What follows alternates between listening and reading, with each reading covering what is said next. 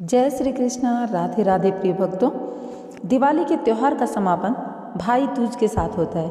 ये दिन भाई और बहन के मजबूत रिश्ते एवं प्रेम का प्रतीक है। इस दिन बहनें अपने भाई के माथे पर तिलक करके उनकी लंबी आयु की कामना करती हैं। बदले में भाई अपनी बहनों को प्रेम स्वरूप भेंट देते हैं। भाई दूज का त्यौहार कार्तिक मास की शुक्ल पक्ष की द्वितीया तिथि को मनाया जाता है। इस बार भाई दूज की डेट को लेकर लोगों में काफ़ी कन्फ्यूजन है। आइए आपको बताते हैं भाई दूज कब मनाया जाएगा, इस दिन की शुरुआत कैसे हुई और तिलक से जुड़ी सारी जानकारी। देखिए, कार्तिक मास के शुक्ल पक्ष की द्वितीया तिथि 14 नवंबर 2023 को दोपहर 2:36 से शुरू हो रही है और इसका समापन 15 नवंबर 2023 को दोपहर 1:47 पर होगा। अब यहाँ पर उदया तिथि के हिसाब से भाई बहन का त्यौहार भाई दूज 15 नवंबर बुधवार को मनाया जाएगा। भाई दूज पर वैसे तो राहु काल को छोड़कर बहनें कभी भी भाई को तिलक कर सकती हैं, लेकिन अगर अति शुभ समय की बात करें तो सुबह 6:44 से लेकर 9:24 तक का अति शुभ समय रहेगा। इस दिन राहु काल दोपहर 12:03 से 1:24 तक रहेगा। अब आपको बताएं कि भाई दूज का जो ये पर्व है, इसकी शुरुआत कैसे हुई। देखिए, यमराज और यमुना दोनों ही सूर्य देव की संतानें हैं। यमराज अपनी बहन यमुना को बहुत प्यार करते थे। एक बार उन्हें अपनी बहन की काफ़ी याद आ रही थी। उसे देखे हुए अरसा बीत गया था, तब वो अचानक बहन यमुना के घर पहुंच गए। भाई को देखकर यमुना अति प्रसन्न हुई। उन्होंने भाई के स्वागत के लिए ढेरों पकवान बनाए। जब वो जाने वाले थे तो यमुना ने उनके मस्तक पर तिलक किया और मिष्ठान खिलाया और नारियल भेंट स्वरूप दिया। उसके बाद यमराज ने अपनी बहन से कहा वो उनसे उपहार स्वरूप एक वरदान मांग ले।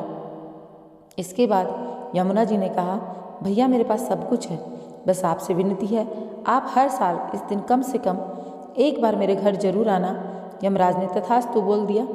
साथ ही कहा कि आज के दिन ही मैं ही नहीं बल्कि जो भी भाई अपनी बहन के घर जाकर उससे माथे पर तिलक करवाएगा, उस भाई को यमराज लंबी उम्र का आशीष देंगे, उसके जीवन की हर बला को हर लेंगे। तिलक के समय इन नियमों का करें पालन। भाई दूज के दिन की शुरुआत यमराज और यमुना जी ने की थी, इसलिए भाई और बहन दोनों को ही तिलक करने से पहले यमराज और यमुना जी की पूजा करनी चाहिए। इसके बाद भाई का तिलक करना चाहिए।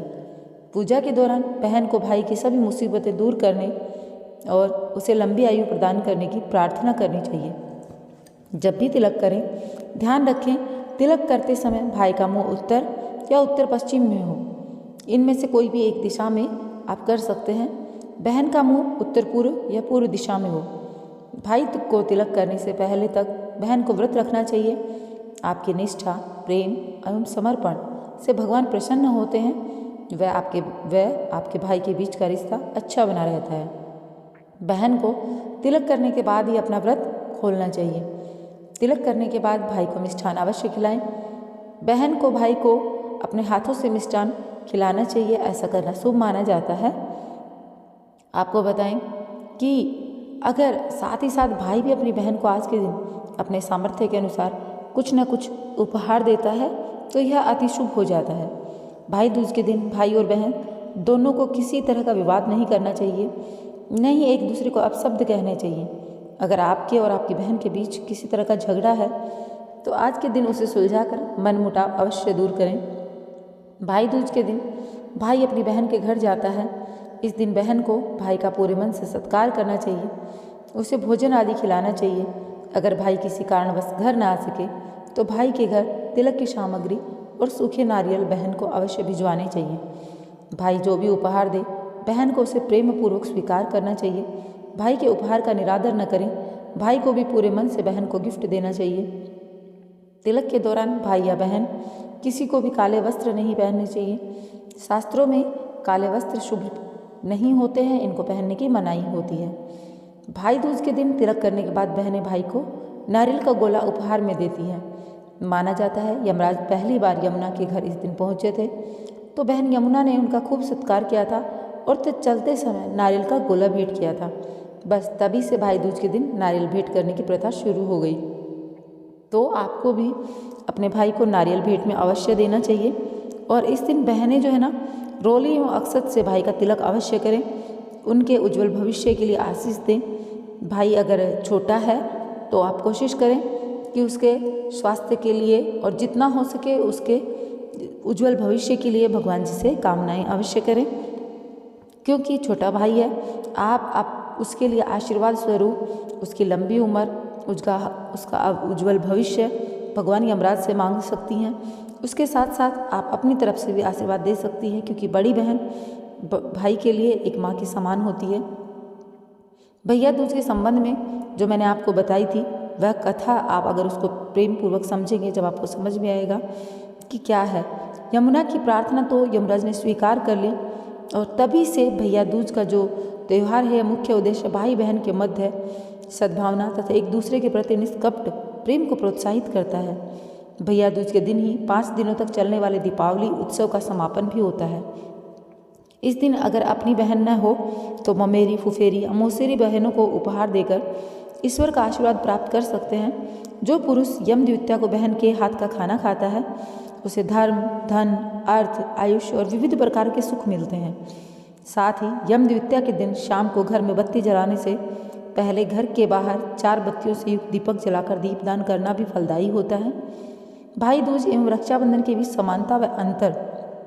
भाई दूज एवं रक्षाबंधन दोनों ही भाई बहन के बीच बनाए जाने वाले पर्व हैं। दोनों में पूजा करने के नियम भी लगभग समान ही हैं। रक्षाबंधन में बहनें अपने भाई की कलाई पर रक्षा सूत्र बांधती हैं और उसकी लंबी उम्र की कामना करती हैं, जबकि भाई दूज के दिन माथे पर तिलक लगाती हैं। भाई दूज पर मुख्यतः भाइयों का अपनी विवाहित बहनों के घर जाकर तिलक लगवाना शुभ रहता है, जबकि रक्षाबंधन के दिन बहनें अपने भाई के घर स्वयं आती हैं। देखिए, कार्तिक मास में वैसे तो आप सभी को पता ही है बहुत श्रेष्ठ मास है, सभी मासों में सबसे श्रेष्ठ मास इसको कहा गया है। कार्तिक मास में पड़ने वाले हर एक व्रत का, हर एक पुण्य, जितने भी आप लोगों को त्यौहार बताए गए हैं उनका एक बहुत ही ज़्यादा महत्व है। तो कार्तिक मास के इन त्योहारों का आप पूर्ण श्रद्धा भाव के साथ में, वैसे तो सारे ही त्योहारों का पूर्ण श्रद्धा भाव के साथ में आप लोगों को विधि विधान से पूजा पाठ करना चाहिए, लेकिन कार्तिक मास में आप विशेष तौर पर ध्यान रखें, क्योंकि कार्तिक मास में जो भी आप पूजा पाठ करते हैं उनका थोड़ा करने से भी आपको बहुत ज़्यादा फल प्राप्त होता है। तो पूर्ण श्रद्धा भाव के साथ में आप यह सब करें। अब आप लोगों से विदा लेने के लिए मैं आग्रह करूंगी और साथ ही कहना चाहूँगी कि अगर आप लोगों ने अभी तक वीडियो को लाइक नहीं किया तो वीडियो को लाइक करके चैनल को सब्सक्राइब अवश्य कर लेना। अपने इस चैनल पर हम हमेशा अपने हिंदू धर्म से जुड़ी हुई तमाम जानकारी आप लोगों को उपलब्ध कराते हैं। आप अपने फ्रेंड्स एंड फैमिली में अवश्य शेयर करना ताकि हमारा मनोबल बढ़े, और कमेंट बॉक्स में लिखना जय माता की या फिर जय श्री कृष्णा, राधे राधे। भगवान आपको एक अच्छा स्वास्थ्य दे, धन लक्ष्मी आपके घर में हमेशा विराजमान रहे। इसी कामना के साथ में इस वीडियो का एंड करना चाहूँगी। मिलूंगी एक नए वीडियो के साथ में। जय श्री कृष्णा, राधे राधे।